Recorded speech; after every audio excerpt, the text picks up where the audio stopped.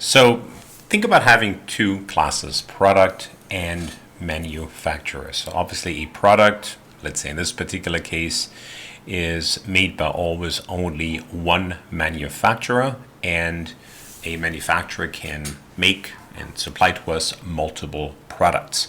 So the relationship, sort of looking from sort of a generic perspective between the two, is that a product is made by, let's take a look here, add one and only one manufacturer, and exactly one. Every product has to have a manufacturer. And a manufacturer makes multiple products. Maybe we can argue has to make at least one. It's not really a manufacturer. Or there is 0, 1 that's really sort of system dependent. So a product is made by one manufacturer. So that's a one-to-many relationship between manufacturer and product, or many-to-one. Doesn't make a difference which way you read this.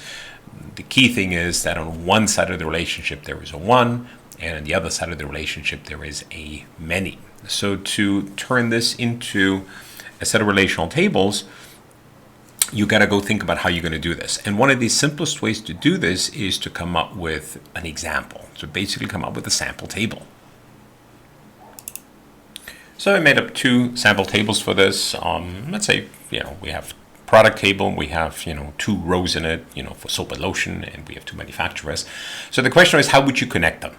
So the question becomes, where would you put the column for the foreign key in order for this to make sense? Because keep in mind that a manufacturer can make multiple products. So does it make sense in this table here to put the products that the manufacturer is making? Well, it's really hard to do, because if I add one more column to this, that's the idea of the product that the manufacturer makes, that wouldn't work, because the manufacturer makes multiple products. So I either make that column some kind of a comma separated list, which doesn't work, or make some variable number of columns, which doesn't work in the relational model.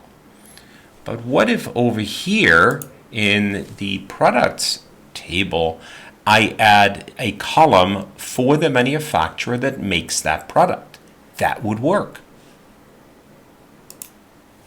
So in this case, we added a column to the product table, the side of the many, that contains as the value, the primary key of manufacturer, the side of the one. So the resolution is pretty simple.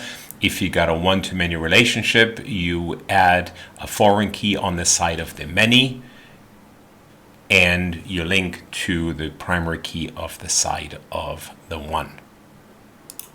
And this is what we say when we mean by side of the many. So you look at where the crow's foot is. The crow's foot is where the foreign key goes, and the other side is either a 1 or a 1 and 1 or 0, 1, and that is where the foreign key points to. So let's add that to the table as well.